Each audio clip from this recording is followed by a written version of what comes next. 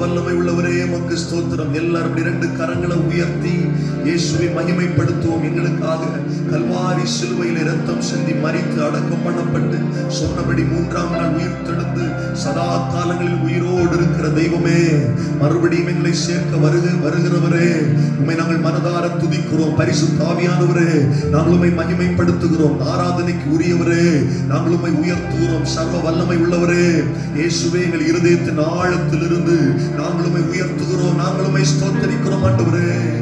மகிமை உமக்கு தருகிறோம் ஆண்டவரே. महिमा तेरे की को प्रत्याकी तेरे की हो, महिमा तेरे ही हो,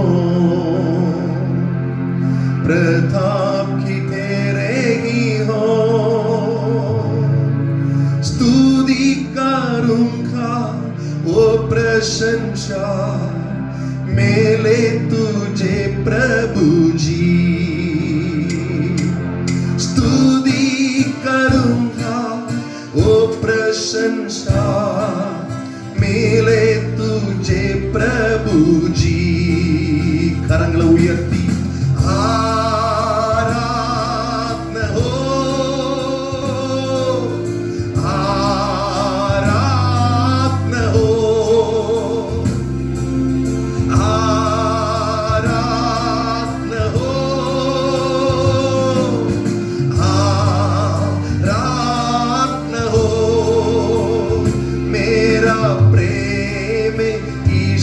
की है मेरा प्रेमी ईशो की है। अपने अनमोल लहू से तूने आज क्या गम हो, अपने अनमोल लहू से तूने आज क्या हम हो। राजा की रूप में लेवी के डे में चन लिया अपने लिए, राजा के रूप में लेवी के डे में चन लिया अपने लिए।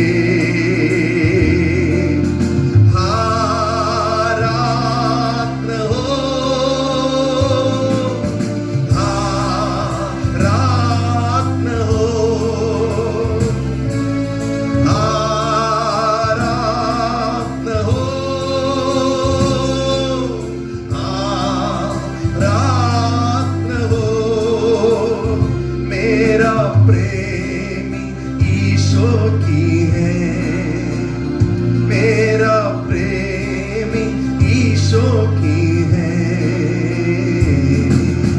महिमै उमकंद्रो माட்சிமை उमकंद्रो, महिमै उमकंद्रो மாட்சிமை உமக்கன்றோ। துதியும் புகழும் ஸ்தோத்திரமும் தூயவர் உமக்கன்றோ, துதியும் புகழும் ஸ்தோத்திரமும் தூயவர் உமக்கன்றோ।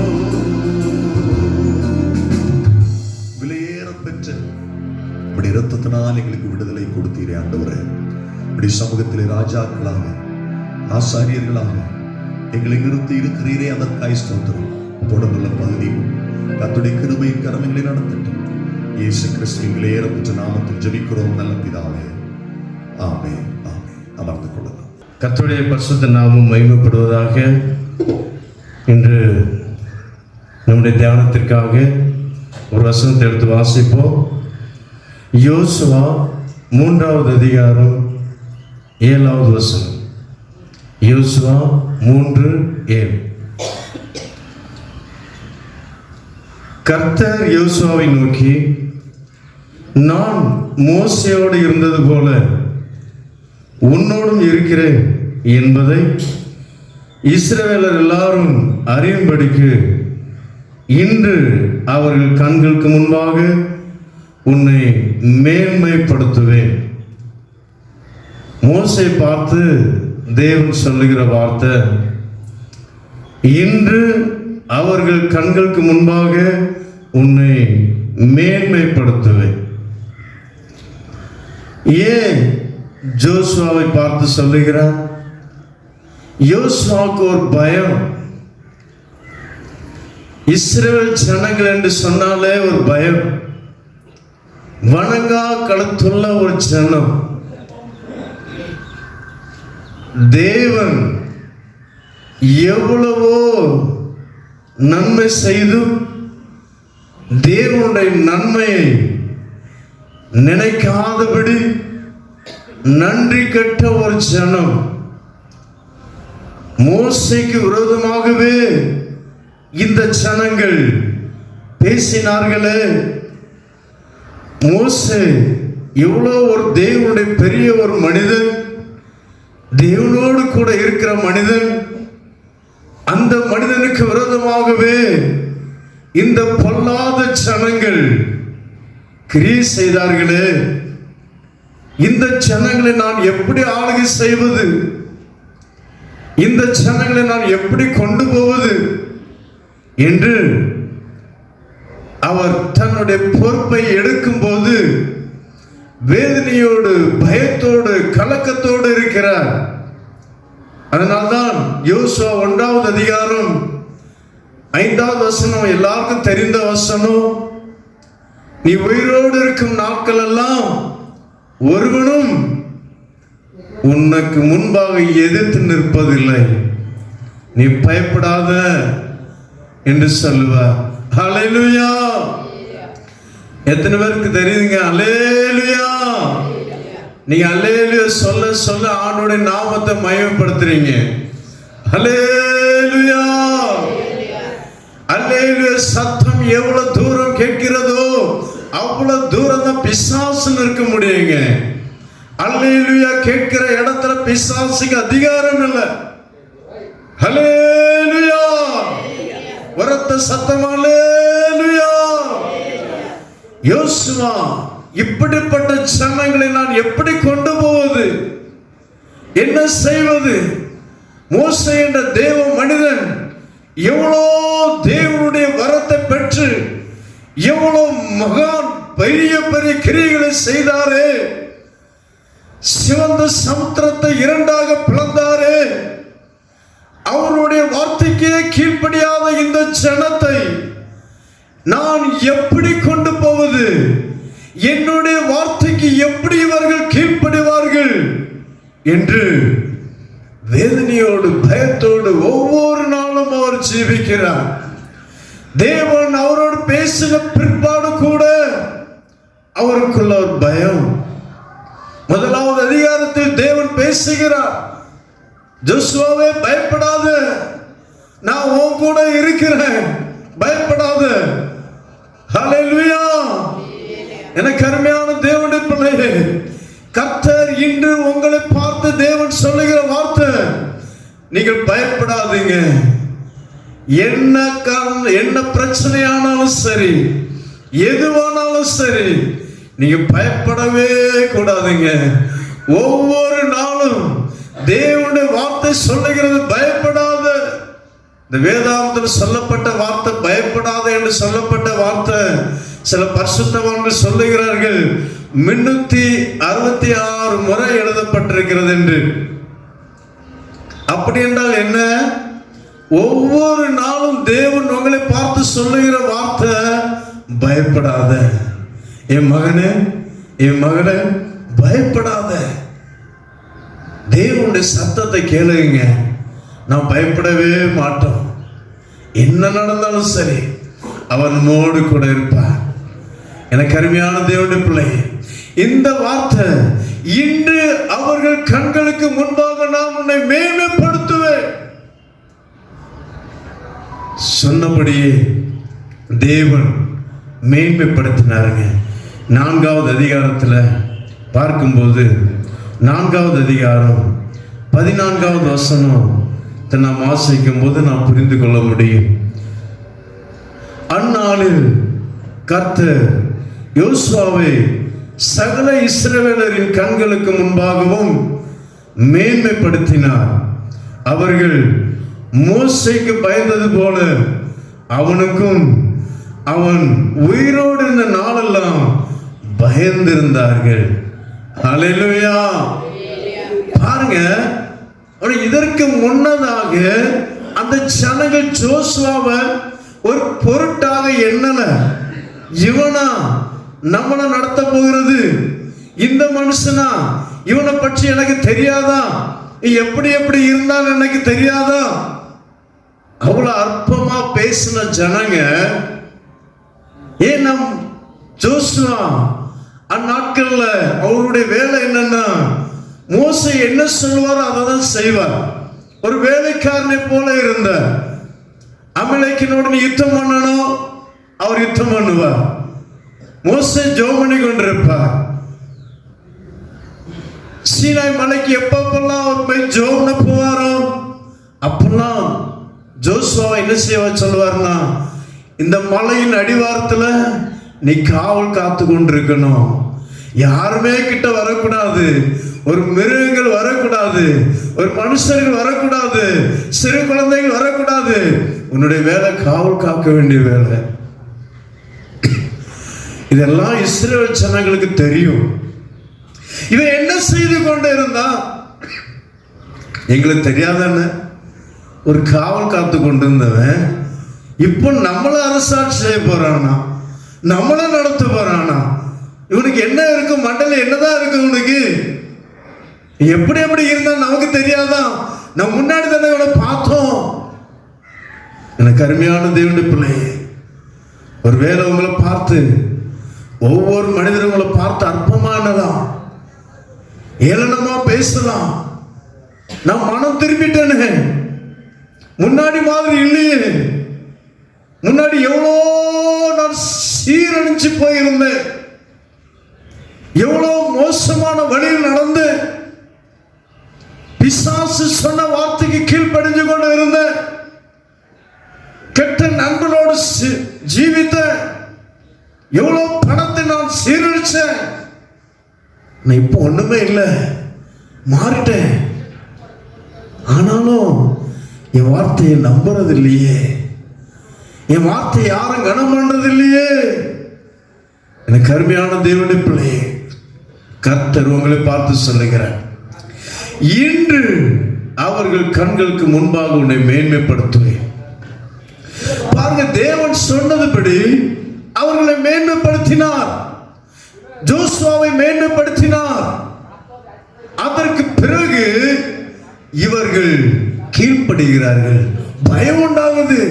ஓ, அவரா தேவ மனுஷப்பா, அவர் செபிக்கிற மனுஷன், அவர் தேவ மனுஷன், வார்த்தைக்கு விரோதமா ஒன்று பேசாத. காரணம் என்ன? தேவன் அவரை கனம் பண்ணினார். எதை வச்சு கனம் பண்ணினார்? யோர்தான் பிரவாகித்து வரணும். அந்த நாட்கள்ல யோர்தான் பிரவாகித்து வரும். இப்ப யோர்தானை கடந்து போடும். இப்ப ஜோசுவாவுடைய கருத்துல இருக்குது. இப்ப இஸ்ரவேல் ஜனங்கள் எல்லாரும் பார்த்து எப்படி சிவந்த சமுத்திரத்தை கடப்பதற்கு முன்னாடி என்னென்னலாம் பேசினா உங்களுக்கு தெரியும். அதை விட மேலாக பேசி கொண்டிருக்கிறாங்க. பார்ப்போம், தண்ணீர் வேற பிரவாகித்து வருது, என்ன செய்யறான்னு பார்ப்போம். கருமையான தேவனுடைய பிள்ளை, அவர் ஒன்றும் செய்யல, விசுவாச வார்த்தையை சொன்னார். உடன்படிக்கை பெட்டி சுமந்து கொண்டு போகிற ஆசாரிகள் பார்த்து, காலை வைங்க, நீ காலை வைங்க. காலை வச்சதும் அது குயிலு போல நிக்குதுங்க. ஹல்லேலூயா, ஹல்லேலூயா. மோசே செய்த அற்புதத்தை விட பெரிய அற்புதம். சமுத்திரத்தை இரண்டாக பிளந்தார் மோசே. தண்ணி ஒரே இடத்துல தான் இருக்கும், ரெண்டாக ஈஸியா பிளந்துடலாங்க. நம்மளால முடியாது. ஆனா தேவன் அது ஒரு பார்வைக்கு ஈஸி இதை விட.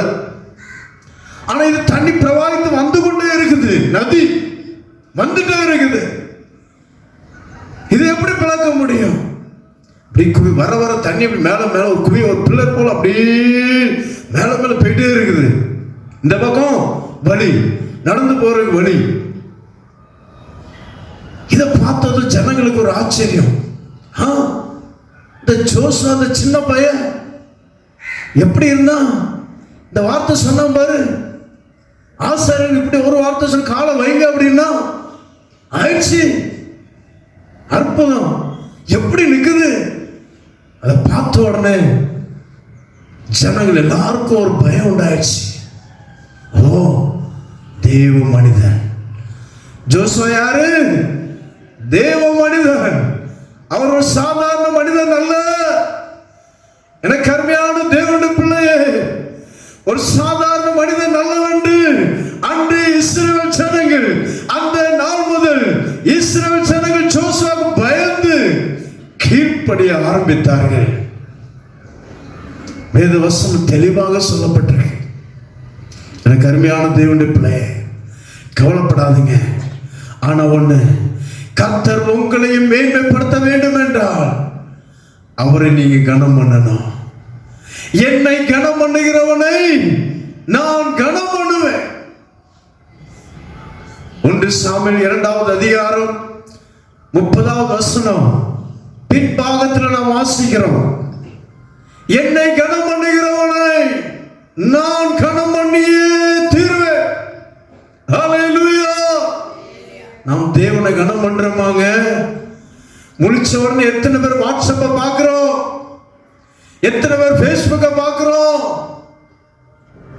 எனக்கு அருமையான தேவனுடைய பிள்ளை, எத்தனை பேர் வீணா சமைத்து செலவு பண்றோம். ஆராய்ந்து பாருங்க. தேவனை கனம் பண்றீங்களா? ஒரு நாள் தேவன் கொடுத்தார் என்றால் அந்த நாள் முழுவதும் தேவ பிரசன்னம் நம்மளோடு கூட இருக்க வேண்டும் என்றால் தேவனை கனம் பண்ணி பாருங்க. அவர் உங்களை கனம் பண்ணுவாருங்க. தேவனுடைய வார்த்தை பொய் இல்லை. தேவனுடைய வார்த்தை சத்தியம். என்னை கனம் பண்ணுகிறவனை நான் கனம் பண்ணுவேன். எனக்கு அருமையான தேவனுடைய பிள்ளையே, நிச்சயமாக கனம் கிடைக்குங்க. சவுல் புறக்கணித்து தள்ளப்பட்ட பிறகு தாவீதை தேர்ந்தெடுக்க வேண்டும். தாவீதை அவனுடைய பெற்றோர்கள் சகோதரர்கள் புறக்கணித்து தள்ளிட்டாங்க. இவனுக்கு ஒரு தகுதி இல்லை என்று தள்ளிட்டாங்க. ஆனா தேவன் தள்ளல. காரணம் என்ன? தேவனை கனம் பண்ணுகிற ஒரு மனிதன். தேவனை கனம் பண்ணுகிற ஒரு மனிதன். எனக்கு அருமையான தேவனுடைய பிள்ளையே, அதே போல உங்களுடைய வாழ்க்கையில தேவனை நீங்க கனம் பண்ணுகிறவர்களா இருப்பீங்கன்னா நிச்சயமா கர்த்தர் உங்களை மேன்மைப்படுத்துவார், உங்களை கனம் பண்ணுவார். ஜோசுவாவுடைய வாழ்க்கையில் கூட தேவனை கனம் பண்ணுகிறவர் தேவ மனிதன். தேவனை கனம் பண்ணுகிறவர்களுக்கு ஒரு அடையாளம். என்ன அடையாளம் தெரியுமாங்க? கீழ்ப்படிதல். கீழ்ப்படிதல். உங்க இஷ்டத்துக்கு எதுவுமே செய்யக்கூடாது. ஹல்லேலூயா. இதுதான் தேவனுக்கு பயப்படுகிறதுக்கு ஒரு அடையாளம், ஒரு படி. நீ உண்மையாகவே கர்த்தருக்கு பயப்படுறீங்க, கர்த்தருக்கு கீழ்ப்படுறீங்க, கர்த்தரை கனம் பண்றீங்க, பெரியவருடைய வார்த்தைக்கு கீழ்ப்படியணும். ரெண்டாவது, உங்க இஷ்டத்துக்கு எதுவுமே செய்யக்கூடாது. புதுசா செய்யறீங்களா, ஒரு வார்த்தை மேல உள்ள விட்டு நம்ம என்ன செய்யணும்? கேட்டு செய்யணும். அப்படி செய்து பாருங்க, தேவன் உங்களை கனம் பண்ணுவாருங்க. ஹல்லேலூயா. உங்களை கர்த்தர் மேன்மைப்படுத்துவார். ஹல்லேலூயா. ஒவ்வொரு நாளும் நீங்க தேவனுடைய சமூகத்தில் முழங்கால் படியிட்டு தேவனுடைய சமூகத்தில் வேதத்தை வாசித்து ஜெபித்து நாட்களை தொடங்கும் போது கர்த்தர் உங்களை மேன்மைப்படுத்துவார். தாவீது அற்பமா என்று புறக்கணித்து தள்ளினாங்க. ஆனா தேவன் அவரை தெரிந்தெடுத்தாருங்க. அவர் கணம் பண்ண எல்லாரும் முன்பாக அந்த இடத்துல தாவீது இல்ல, பெரிய ஒரு விருந்து நடக்குது. பெரிய ஒரு பிரதிஷ்டை பெற்ற தேவனுடைய ஊழியக்காரர் வந்திருக்கிறார். அந்த இடத்துல தாவீது இல்ல. எவ்வளவு ஒரு வேதனையா இருக்கும். அப்பா சொல்லிட்ட, நீ ஆடு மேய்க்க போ. உடனே போயிட்ட, இங்க விருந்து நடக்குது ஐயா, பெரிய ஒரு ஊழியக்காரர் வராரு, நான் அவரை பார்த்துட்டா போயிடுறேன் ஐயா. ஒரு வார்த்தையோட சொல்லல, கீழ்ப்படிதல் முக்கியம். ஒரு மனுஷனுடைய வாழ்க்கையில கீழ்ப்படிதல் இருக்குமானால் அவன் உண்மையாகவே தேவனுக்கு பயப்படுகிற ஒரு மனிதன், அவன் தேவனை கனம் பண்ணுகிற ஒரு மனிதன். ஹல்லேலூயா, ஹல்லேலூயா. எனக்கு அருமையான தேவனுடைய பிள்ளையே, நம்முடைய வாழ்க்கையில ஒருபோதும் நாம் தேவனை மாத்திரம் மறந்து விடவே கூடாது. எழுந்ததும் யாரும் மொபைல நோண்டாதீங்க, தேவனை கனம் பண்ணி பாருங்க. வேத புத்தகத்தை எடுங்க, வாசிங்க. குறைந்தது ஒரு 2 அதிகாரமா வாசிங்க. எனக்கு அருமையான தேவனுடைய பிள்ளை, ஒரு அரை மணி நேரமா முழங்கால் படிட்டு ஜெபம் பண்ணி பாருங்க. உன் மனதில் கிடைக்கிற சந்தோஷம், உன் மனதில் கிடைக்கிற சந்தோஷம், சமாதானம், நீங்க செய்யற ஒவ்வொரு காரியத்திலும் வெற்றி நிச்சயமா கிடைக்குங்க. ஒருபோதும் தோல்வி ஆகாது. வெற்றி மேல் வெற்றி நீ கண்டிடுவீங்க. எனக்கு அருமையான தேவனுடைய பிள்ளையே, யார் உங்களை அற்பமாயினாலும் சரி, யார் உங்களை ஏளனமாயினாலும் சரி, யார் உங்களை பொய்யாய் குற்றச்சாட்டி அற்பமா ஏளனமா பேசினாலும் சரி, ஆனா நீங்க கர்த்தரை கனம் பண்ணுவீங்கன்னா கர்த்தர் உங்களை நிச்சயமாக ஏற்ற நாள் வரும். நிச்சயமா இந்த மாசமே கர்த்தர் உங்களை கொண்டு பெரிய காரியத்தை செய்ய முடியும். ஒரு செகண்ட் போதாங்க இயேசப்பாவுக்கு. ஹல்லேலூயா. ஒரு செகண்ட். எனக்கு அருமையான தேவனுடைய பிள்ளையே, கண்களை மூடுவோம், ஜெபிப்போம். ஹல்லேலூயா, ஹல்லேலூயா. ஒப்பு கொடுங்க. ஆண்டவரே, நான் உண்மை கனம் பண்ணுவேன்ப்பா. நீ சொல்லுங்க, நான் உண்மை கனம் பண்ணுவேன். இதுவரை நான் உண்மை கனம் பண்ணல. காலையில் எழுந்தது வீணா, எவ்வளோ சமய நேரத்தை வீணாக்கி இருக்கிறேன். அதனால குடும்பத்தில் சமாதானம் இல்லை, தேவைகள் சந்திக்கப்படல, ஒரு ஆசீர்வாதம் இல்லை, ஒரு வருமானம் இல்லை. என்ன மன்னியும், என்ன மன்னிங்கப்பா. நீ சொல்லுங்க சொல்லுங்க. கர்த்தாவே, இந்த வார்த்தைப்படியே நான் உம்மை கனம் பண்ணுவேன். ஆண்டவரே, உம்மை கனம் பண்ணுவேன். பெரியவரோட வார்த்தைக்கு கீழ்ப்படுவேன். உமக்கு பயந்து நடப்பேன். ஆண்டவரே, என்னையும் கனம் பண்ணுங்கப்பா. உம்முடைய வார்த்தைப்படி என்னையும் மேன்மைப்படுத்துங்க. நீங்க சொல்லுவீர்களானால் நிச்சயமாகவே கர்த்தர் உங்களையும் மேன்மைப்படுத்த வல்லவராக இருக்கிறார். சபரவர திரவர சபரகர திரவர கர சகரவர திரவர. சர்வவல்லமையுள்ள பிதாவே, நன்றியோடு சந்திரிக்கிறோம் அப்பா. இந்த இடத்துல உட்கார்ந்திருக்கிற ஒளிப்பெருக்கி மூலமா கேட்டுக்கொண்டிருக்கிற ஒவ்வொருத்தரும் ஒப்பு கொடுக்கிறோம். ஆண்டவரே, உம்முடைய வார்த்தை ஜீவன் உள்ளது, உம்முடைய வார்த்தை வாழ்வு உள்ளது, உம்முடைய வார்த்தை மாறாதது.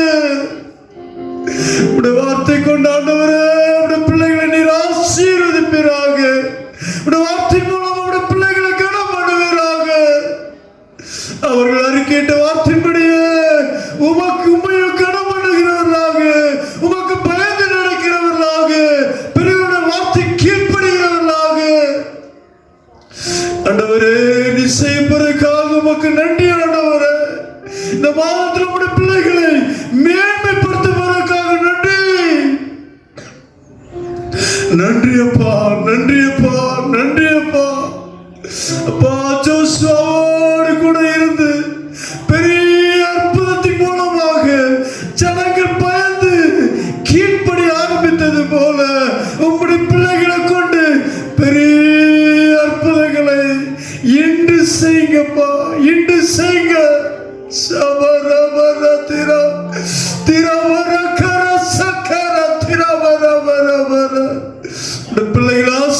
ஆசீர்வதிங்கப்பா. குடும்பத்திற்கான ஒரு பலவீனங்கள், வியாதி வல்லமைகள் முற்றிலுமாக விடுதலை உண்டாவதாக. உடைய தேவைகள் சந்திக்கப்படுவதாக. ஒவ்வொருத்தருடைய கருத்தில் ஒப்பு கொடுக்கிறோம். தெய்வீக சமாதானம், தெய்வீக சுகம் ஆளுகை செய்யட்டும். உன் அலங்கத்துக்குள்ளே சமாதானமும் உன் அரண்மனைக்குள்ளே சுகமும் இருப்பதாக என்று சொல்லப்பட்ட வார்த்தைப்படியே தேவனுடைய சமாதானம் சுகம் ஆளுகை செய்யட்டும். இந்த கேம்பஸ் சுற்றிலான ஒரே நிறுத்த கோட்டைகள் மூடி மறைத்து நீர் காத்துக்கொள்வீராக. எந்த பிசாசுக்கு அதிகாரம் இல்லை, பொல்லாத வல்லமைக்கு அதிகாரம் இல்லை. நாமம் மகிமைப்படட்டும். ஆசீர்வதி காத்துக்கொள்ளும். பொறுப்பாருக்கிற சாரையா குடும்பத்தாருக்காக ஜெபிக்கிறோம். அவரை ஆசீர்வதிப்பினாக. இயேசுவின் நாமத்தில் வேண்டிக் கொள்கிறோம் பிதாவே. ஆமென்.